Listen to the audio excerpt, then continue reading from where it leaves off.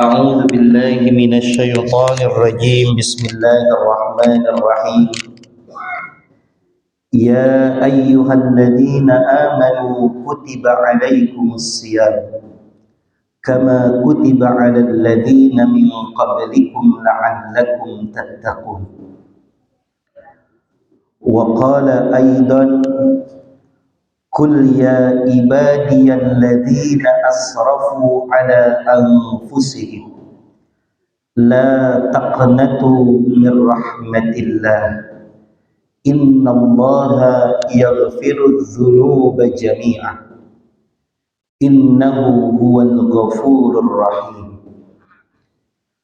وقال النبي صلى الله عليه وسلم التائبون إلى الله كما لا ذنب له صدق الله العظيم وصدق حبيب الكريم ونحن على ذلك من الشاهدين والشاكرين والحمد لله رب العالمين. Pertama-tama yang sama-sama kami hormati dan kami muliakan segenap para alimil ulama, para masyayikh, para kiai, para asatidah, para tokoh-tokoh agama yang mudah-mudahan guru-guru kita Allah panjangkan umurnya, Allah sehatkan badannya, dan Allah berikan keistiqomahan untuk membimbing dan membina kita semua. Yang sama-sama kita hormati Ketua DKM Masjid Al-Hidayah beserta seluruh jajaran pengurus yang mudah-mudahan selalu istiqomah mengemban amanah memakmurkan rumah Allah yang insya Allah ketika pengurus memakmurkan rumahnya Allah, insya Allah nanti di akhirat di dalam surga akan dimakmurkan oleh Allah Subhanahu wa Ta'ala. Bapak Ibu jamaah yang dimuliakan Allah Subhanahu wa Ta'ala, alhamdulillah kita bersyukur kepada Allah Subhanahu wa Ta'ala. Kita memasuki puasa ketiga, yang berarti kurang atau lebih 27 hari lagi mendekati hari raya Idul Fitri. Masih lama atau sebentar lagi? Oh, sebentar lagi. Kalau di setiap rumah sudah tercium aroma nastar, kue-kuehan, itu berarti mendekati hari raya Idul Fitri. Yang mudah-mudahan umur kita semua sampai. Amin ya Allah ya Rabbal. Karena Bapak Ibu jamaah yang dimuliakan Allah, berapa banyak orang-orang selain kita yang berharap, berdoa, bercita-cita agar Allah pertemukan dengan bulan suci Ramadan di tahun ini, tetapi harapannya, cita-citanya yang dibalut dalam untaian doa tidak diijabah oleh Allah Subhanahu wa Ta'ala, sehingga saudara-saudara kita sudah berpulang ke rahmatullah sebelum Ramadan ini datang. Banyak atau sedikit? Banyak. Yang alhamdulillah kita bisa bertemu, berjumpa, yang itu semua kita balut dalam doa, dan doa kita diijabah dan kita bisa sampai di bulan suci Ramadan tahun ini. Mudah-mudahan sampai dengan akhir dan sampai dengan Ramadan di tahun yang akan datang. Amin ya Allah ya Rabbal Alamin. Salawat teriringkan salam kita sampaikan kepada Nabi besar kita, uswah hasanah kita, suri tauladan kita, Nabi besar kita Nabi Muhammad sallallahu alaihi wasallam, yang mudah-mudahan kita semua diakui sebagai umatnya yang insya Allah akan mendapatkan syafaatul uzma di yaumil qiyamah. Amin ya Allah ya Rabbal Alamin. Bapak Ibu jamaah yang dimuliakan Allah Subhanahu wa taala. Sudah berapa lama dan sudah berapa kali kita berjumpa dengan bulan suci Ramadan? Kalau yang sekarang umurnya sudah 50 tahun, berarti dia sudah 50 kali ketemu Ramadan. Yang umurnya 60 berarti sudah 60 kali. Yang umurnya 70 berarti sudah 70 kali. Yang umurnya 80 berarti sudah 80 kali. Pertanyaannya, adakah dari puluhan kali kita berjumpa dengan bulan suci Ramadan, peningkatan kualitas ibadah kita kepada Allah Subhanahu wa taala? Adakah yang kita sudah persiapkan berjumpa dengan Ramadan yang pernah kita lalui sampai dengan Ramadan tahun ini, persiapan yang matang untuk menyambutnya? Ada atau tidak? Jawabannya mungkin ada. Jawabannya mungkin banyak. Karena kenapa? Karena yang namanya orang memasuki bulan suci Ramadan, Allah akan tambah nilai keimanan dan ketakwaannya. Ini kalau taraweh penuh atau tidak? Malam pertama penuh sampai luar-luar. Karena kalau sudah penuh di malam pertama, kedua, ketiga, keempat, kelima, itu menandakan bahwa iman kita semua naik. Betul apa enggak? Naik kan? Coba nanti seminggu sebelum Lebaran, makin maju jamaahnya apa makin mundur? Maju mundur. Ini kalau udah mau mendekati Lebaran, nanti jamaahnya makin maju apa makin mundur? Makin maju, alhamdulillah. Berarti kalau makin maju makin sedikit, makin habis. Pertanyaannya kemana? Kemana Bu? Mudik. Husnuzonnya mudik. Kemana lagi? Tanah Abang. Oh, ibu-ibu yang jawab tuh Pak. Emang ibu belum ke Tanah Abang kemarin? Oh belum. Kalau istri saya udah Bu kemarin Bu. Masya Allah. Sampai pada pegel saya bawain bajunya. Lihat. Kalau sudah memasuki bulan suci Ramadan, kualitas keimanan seseorang yazid, naik. Kata Nabi SAW, al-iman yazid, naik. Wa yanqus, turun. Yazidu bitta'ah, naiknya iman seseorang karena mau taat, karena mau ibadah. Karena orang memasuki bulan suci Ramadan, dia pengen taat, dia pengen ibadah. Maka semua orang kebanyakan di awal memasuki bulan suci Ramadan imannya naik. Yang ngaji Quran, tadarus, banyak atau sedikit? Banyak. Banyak nggak? Banyak. Ngaji, tadarus Al-Quran, banyak ingin menghatamkan di bulan suci Ramadan karena imannya naik. Imannya naik.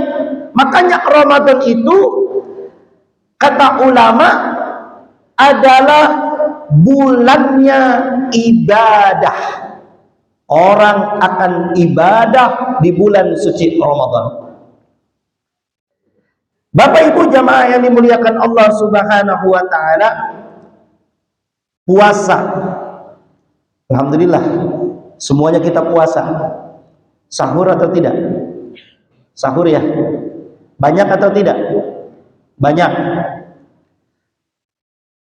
Puasa Ramadan sudah kita jalani 2 hari. Ada saudara kita yang sudah menjalani 3 hari. Ada yang 2 hari, ada yang sudah 3 hari. Kita baru memasuki hari ketiga, ada yang sudah memasuki hari keempat. Nih, puasa Ramadan. Puasa Ramadan kata ulama adalah ibadah sirri. Apa itu ibadah sirri? Ibadah yang bisa sembunyi-sembunyi. Ibadah yang bisa sembunyi-sembunyi. Karena yang tahu dia puasa atau tidak adalah dirinya sendiri dan Allah. Pulang ke rumah, keluar rumah, habis minum, habis ngopi, habis merokok, di siang hari keluar, ketemu temennya, tetangganya, bapak seger banget puasa, ketahuan atau enggak? Ketahuan, orang bau mulutnya bau rokok, ketahuan kalau ngerokok. Tapi kebanyakan nggak ketahuan karena sebelum dia keluar, dia elap dulu mulutnya, dia cek dulu mulutnya supaya orang nggak bisa nyium bau rokok dari mulutnya. Karena ibadah puasa bisa disembunyikan, perut bisa dikenyangin siang hari, ketemu orang bisa ngomong kalau saya puasa. Tapi kalau sholat, ibadah yang kelihatan, udah sholat atau belum? Kadang suka diumpet-umpetin. Tapi kalau sudah biasa sholat berjamaah di masjid, ketahuan mana orang yang sholat, mana yang tidak. Udah sholat, udah tadi bareng. Imamnya siapa? Itu tadi Pak Ustadz baca surat apa? Baca surat ini, baca surat itu. Tahu. Apalagi ibadah yang disembunyikan. Haji nggak bisa disembunyikan. Udah haji belum? Udah. Hajinya kemana? Kapan berangkatnya? Ada orang yang baru umroh pengen dipanggil haji. Boleh apa enggak? Kalau orang manggil boleh. Tapi kalau kepengen dipanggil, itu yang nggak boleh. Nah, Bapak Ibu jamaah yang dimuliakan Allah Subhanahu wa taala, ini Ramadan ya Allah adalah bulan yang penuh dengan keberkahan, bulan yang penuh dengan keistimewaan. Jangan sampai bulan Ramadan ini rusak karena kita tidak mempersiapkan Ramadan dengan sebaik-baiknya.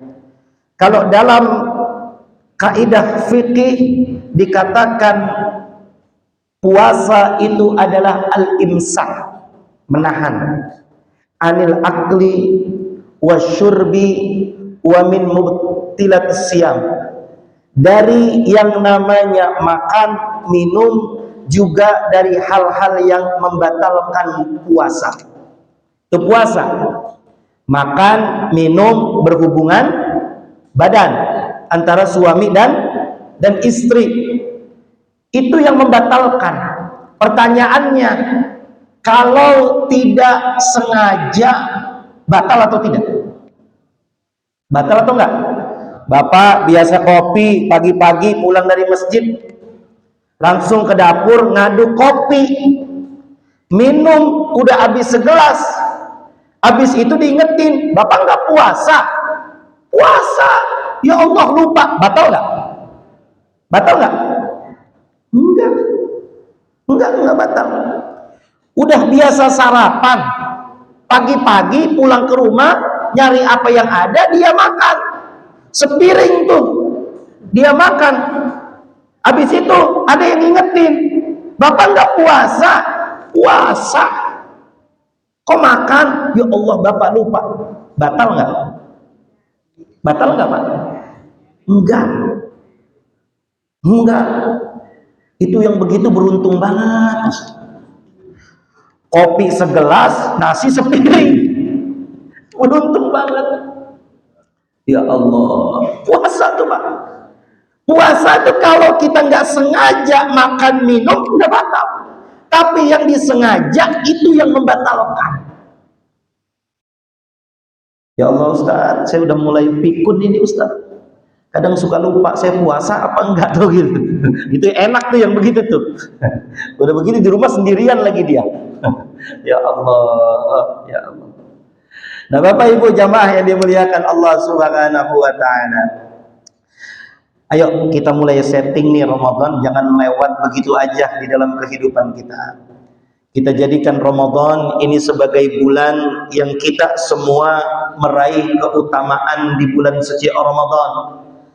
Maka yang harus ditanamkan di dalam diri kita, kita harus punya pola pikir bahwa ini adalah Ramadan terakhir. Apa Pak? Ramadan terakhir. Kalau diumumin, kita tahu kapan kita akan meninggal dunia. Dari kemarin sore kita udah dibilangin, nanti kita akan meninggal besok subuh. Kira-kira dari sore kita udah ngapain aja tuh Pak? Itu udah di masjid. Bener apa enggak? Udah di masjid, Quran dia baca, zikir dia baca, sholat nggak berhenti-berhenti. Kalau tahu kapan dia meninggal dunia, maka dia akan persiapkan dengan persiapan yang matang. Dia akan duduk di saf pertama, dia akan zikir, dia akan baca Quran, sholat berjamaah, nggak dia tinggal tuh. Kalau dia tahu, sayangnya kan kita nggak tahu kapan kita meninggal dunia. Maka kalau Ramadan ini mau menjadi bulan yang penuh dengan keistimewaan yang sangat luar biasa dalam diri kita, jadikan Ramadan ini sebagai Ramadan terakhir di dalam diri kita. Kalaupun kita masih dihidupkan sampai dengan tahun depan, kita sudah memaksimalkan bulan suci Ramadan dengan sebaik-baiknya. Minta ampun sama Allah, ini bulan ampunan Pak. Kita banyak dosa, kita banyak salah. Kesalahan terbesar bapak-bapak, seorang bapak, kesalahan terbesarnya adalah kepada istrinya. Betul atau tidak? Kesalahan terbesar seorang istri adalah kesalahan terhadap suaminya. Betul atau enggak? Suami banyak salah ke istri, istri banyak salah ke suami. Suami suka banyak salah ke istri karena suami kadang suka bohong sama istri. Betul apa enggak? Betul Bu? Suami ibu sering bohong? Hah? Suami itu kadang berbohong itu karena nggak mau berantem biasanya. Bener nggak Pak? Ini saya belain ini Pak nih. Suami biasanya nggak mau berantem, akhirnya dia berbohong. Padahal bohong yang begini boleh apa enggak pertanyaannya? Boleh. Istri sering banyak dosa sama suami karena lebih banyak berbicara dibanding suami. Kadang suami ngomong 1 kali, istri ngomongnya 200 kali, Masya Allah. Suami ngomong sekali, istri ngomongnya berkali-kali. Emang udah begitu tabiatnya. Kita sebagai seorang suami di bulan Ramadan ini sebisa mungkin memaafkan seorang istri. Istri kita dimaafin, istri juga memaafkan kesalahan suami. Selesai urusan duniawi kita, kesalahan terhadap sama manusia yang paling banyak adalah kesalahan terhadap suami dan istri. Setelah itu ke orang tua, setelah itu ke saudara, ke tetangga, harus selesai. Di Ramadan ini juga kita minta ampun kepada Allah Subhanahu wa taala. Kenapa? Karena di bulan suci Ramadan kita harus mendapatkan ampunan dari Allah Subhanahu wa taala. Dosa kita banyak kepada Allah, sering membangkang, tidak taat kepada Allah. Maka Allah sampaikan di dalam Quran surah Az-Zumar, "Qul ya ibadiyalladzina asrafu." Katakanlah Muhammad kepada umatmu, kepada hambaku yang sudah melampaui batas, dosanya udah nggak kehitung lagi, udah nggak kebendung lagi. La taqnatu mir rahmatillah. Jangan mereka yang punya dosa itu berputus asa dari rahmat Allah. Innallaha yaghfiru dzunuba jami'a. Sesungguhnya Allah, aku mengampuni segala dosa, kata Allah. Mengampuni seluruh dosa. Innahu huwal ghafurur rahim. Sesungguhnya Allah adalah zat yang maha pengampun lagi maha penyayang. Tuh, di bulan Ramadan, bulan kita banyak-banyak munajat, minta ampun, istighfar, salat taubat. Nabi menyampaikan di dalam sabdanya, at-taibuna ilallah, orang yang bertaubat kepada Allah, kama la dzanba lahu, sama semisal dia tidak pernah mengerjakan dosa. Taubat. Taubat. Ini Ramadan. Apalagi kita yang sudah mendekati tanah, yang sudah semakin lama semakin dekat dengan yang namanya kubur. Hati-hati, Pak. Ciri-cirinya kita dekat dengan kubur, Pak. Yang pertama, ketika duduk di majelis taklim, dia nggak bisa duduk kalau nggak senderan. Itu yang pertama. Berarti tandanya sudah tua. Yang kedua, kita sudah mulai mendekati kubur. Kalau duduk di majelis taklim kayak begini, itu kaki posisinya udah berubah 24 kali dari tadi. Udah selonjoran, ya Pak ya? Kaki kanan dirubah ke kaki kiri udah di atas kaki kanan, kaki kiri gantian lagi, di atas kaki kanan di atas lagi. Udah pegel nih kaki berubah-ubah, selonjoran aja udah. Itu tandanya sudah apa? Sudah mendekati tan. Dan yang ketiga, ciri-ciri kita sudah mendekati kubur kita adalah rambut kita yang sudah memutih. Ustaz, saya bukan rambut doang yang udah putih, jenggot juga udah putih. Masya Allah. Maka di dalam keterangan di dalam satu hadis dikatakan, sayati ala ummati zamanun, akan sampai kepada umatku suatu masa, suatu zaman, yuhibbunal khamsa wa yansawnal khamsa. Orang akan mencintai 5 perkara dan akan melupakan 5 perkara. Yang pertama adalah yuhibbul hayata wa yansawnal mauta. Dia akan cinta dengan kehidupan dan dia takut akan kematian. Pertanyaannya, kita kalau mati saat ini takut apa enggak? Takut. Pertanyaannya, ibu tadi yang ngomong takut apa? Takut suami yang terkawin lagi. Takut. Kita tuh kalau meninggal dunia sekarang, Pak, takut. Karena apa? Karena manusia di akhir zaman punya penyakit. Yang pertama penyakitnya adalah hubbud dunia, cinta dunia. Cinta kita sama dunia. Yang kedua, wa karahatul maut, dan takut mati. Itu penyakit kita. Hubbud dunia wa karahatul maut. Cinta dunia dan takut mati. Yuhibbul hayata wa yansawnal mauta. Orang yang hidup menikmati kehidupan dunia, lupa bahwa nanti dia akan mati. Yang kedua, yuhibbud dunya wa yansawnal akhirah. Dia cinta dunia dan lupa akan akhirat. Hidup kita nih di dunia, a'maru ummati ma baina sittin ila sab'in. Umur umatku, kata Nabi, antara 60 sampai dengan 70 tahun. Ada yang lebih, nggak banyak. Itu. Dunia sebentar.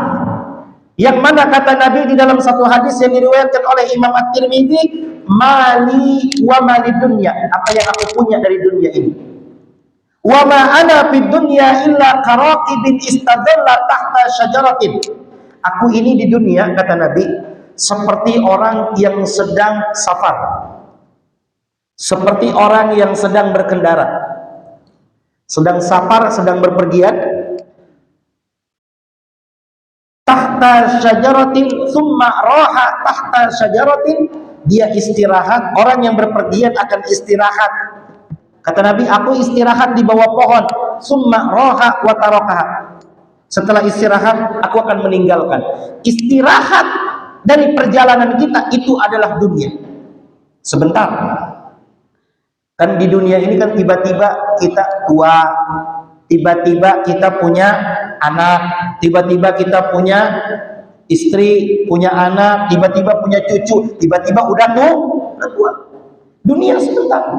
Yuhibbud dunya wa yansawnal akhirah. Yang ketiga Pak. Yuhibbul qusura wa yansawnal qubura. Cinta dengan yang namanya kemewahan, kemegahan, bangunan rumah yang seperti istana. Pengen semua kita kalau punya rumah kayak istana, kusur namanya, qasar. Kusur itu istana. Wa yansawnal qubur. Orang cinta yang namanya kemewahan, kemegahan, lupa dengan yang namanya kuburan. Kubur itu luasnya 2 kali 1. 2 meter kali 1 meter. Itu juga kadang ada yang dikurangin, lebarnya cuma 80 Pak. Masya Allah. Rumah yang besar, padahal tempat kembali kita adalah kubur. Ingat, kubur. Kadang bayangin, makanya kalau kita nganterin tetangga kita, saudara kita ke kuburan, kalau bisa tuh masuk ke liang lahatnya. Kalau nggak bisa masuk ke liang lahatnya, intip, ya Allah, nanti saya begitu. Nanti saya begitu. 2 kali 1 saya masuk. Udah 2 kali 1 dimasukin, ditutup pakai kayu atau ditutup pakai bambu. Setelah itu kita diuruk, ditutup 2 kali 1, nggak lebih. Ya Allah. Mungkin kayak orang kayak saya mah lebihan dikit kali gede ya, agak lebaran gitu kuburnya Pak, takut nggak masuk. Ya. 2 kali 1. Yuhibbul qusura wa yansawnal qubur. Yang keempat, yuhibbul mala wa yansawnal hisaba. Suka dengan harta tapi lupa akan hisabnya. Satu baju yang kita punya itu hisabnya akan panjang. Ditanya sama Allah nanti ketika di akhirat, ini baju didapati dari mana? Dia jawab, didapati dari uang suami. Kamu tahu nggak, suami kamu ketika ngasih duit buat beli baju ini, uangnya halal atau haram? Kita jawab halal. Selamat betul. Habis itu ditanya lagi, ini baju selama hidup kamu pakai berapa kali? Coba. Nih nanti kalau istri minta pengen baju mulu, baju, bilang nanti ditanya berapa kali dia pakai baju. Ini saya pakai, habis itu saya simpan di lemari, paling juga seumur hidup saya pakai 3 kali. Tuh lihat. 3 kali kepake kemana aja, dipakainya ke masjid kah, dipakainya ke tempat kondangan kah, nanti ditanya dipakainya kemana kah, pakainya untuk ibadah atau untuk maksiat. Itu satu baju. Pertanyaannya Pak, istri kita di rumah bajunya banyak apa dikit? Banyak dikit Pak? Banyak dikit. Bu, baju bapak banyak apa dikit? Dikit. Banyakan baju mana bapak sama ibu? Ibu. Tuh lihat. Akan ditanya, yuhibbul mana wa yansawna hisaba. Cinta dengan harta, lupa dengan yang namanya hisab. Hisabnya lama, itu baru satu baju. Kalau di rumah kita punya baju banyak, pertanyaannya itu lama enggak hisabnya? Makanya Sayyidina Abdurrahman bin Auf pernah dibilang sama Rasulullah Shallallahu Alaihi Wasallam dalam satu candaan, ya Abdurrahman, anta minal mutaakhirin bidahilil jannah. Engkau Abdurrahman adalah orang yang bakalan masuk surga terakhir. Abdurrahman kaget, kok bisa ya Rasulullah? Hartamu banyak, hisabnya lama. Habis itu Abdurrahman bin Auf pulang ke rumah mikir. Apa yang dia pikirin? Yang dia pikirin gimana caranya hartanya bisa dia belanjakan di jalan Allah, dihabisin sehingga dia nanti masuk surga bebarengan dengan sahabat-sahabat yang lainnya. Ada zaman sekarang orang pengen miskin, ada apa enggak? Pertanyaannya, kita pengen kaya apa pengen miskin? Kaya. Pengen kaya pengen miskin? Kaya miskin Bu? Ya Allah Ustaz, kalau saya miskin gak dihargain pisan saya sama saudara saya. Kalau kaya mah Masya Allah, mau datang ke rumahnya juga enak. Tuh lihat, besok nih Lebaran, ya Allah, kelihatan kalau orang kaya mah duduknya di depan, yang agak miskin-miskin, ya Allah, nanti dia yang nyuci piring. Kalau yang ngumpul keluarga kan begitu. Tapi kan beruntung juga. Kalau semuanya kaya, pertanyaannya siapa yang mau nyuci piring kalau lagi ngumpul Lebaran? Cuman yang kaya harus tahu diri, sayangi, rangkul. Zaman dulu orang pengen miskin, zaman sekarang orang semuanya pengen kaya. Abdurrahman bin Auf pengen miskin Pak. Kita pengen kaya. Karena kata Nabi, anta minal mutaakhirin.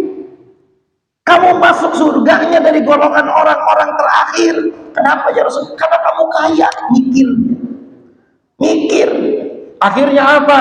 Pulang ke rumah, ada satu masa di mana terjadi yang namanya peperangan Tabuk. Tahu peperangan Tabuk? Perang Tabuk, perang yang panjang, sehingga orang-orang dari penduduk Madinah yang berangkat perang terlambat pulang, sehingga kurma-kurma mereka di kebun-kebun mereka tidak sempat dipanen, keburu busuk. Akhirnya mereka pulang perang, kurmanya semua yang busuk dibeli dengan harga normal oleh Abdurrahman bin Auf. Tidak tersisa hartanya kecuali apa yang ia pakai, apa yang istrinya pakai, dan apa yang ia tinggali dari rumahnya. Ya Allah, emang orang kalau udah garis biru mah susah. Habis itu datang utusan dari Yaman nyari kurma busuk untuk obat. Dibeli itu kurma puluhan kali lipat, kaya lagi dia. Tuh, kaya lagi. Kita, ya Allah.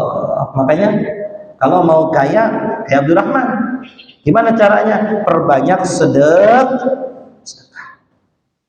Dan yang kelima, yuhibbul makhluqa wa yansawnal khaliqa. Orang akan lebih cinta daripada makhluk, dan orang akan lupa dengan siapa yang menciptakan, yaitu Allah Subhanahu wa taala. Ya Allah, Bapak Ibu jamaah yang dimuliakan Allah Subhanahu wa taala. Makanya orang yang takut berpisah dari dunia, tanda dia masih mencintai makhluk. Padahal tempat kembali kita kepada Allah. Kan kita sudah hafal tuh, qalu inna lillahi wa inna ilaihi raji'un. Inna lillahi wa inna ilaihi raji'un. Dari Allah kita asalnya, kembali kepada Allah. kembali kepada Allah. Jadikan Ramadan ini sebagai Ramadan terakhir, karena belum tentu kita bisa menjumpai bulan suci Ramadan. Tapi saya doakan dan kita semua berdoa, mudah-mudahan ada kesempatan yang Allah berikan untuk kita sehingga kita bisa berjumpa dengan bulan suci Ramadan. Amin ya Allah ya Rabbal Alamin. Mungkin itu Bapak Ibu yang bisa kami sampaikan. Mudah-mudahan ada hikmah dari apa yang kami sampaikan dan bisa menjadi iktibar pembelajaran untuk kita semuanya. Mungkin itu yang bisa kami sampaikan. Wallahul muwaffiq ila aqwamit thoriq. Hadanallahu wa iyyakum ajmain. Assalamualaikum warahmatullahi wabarakatuh.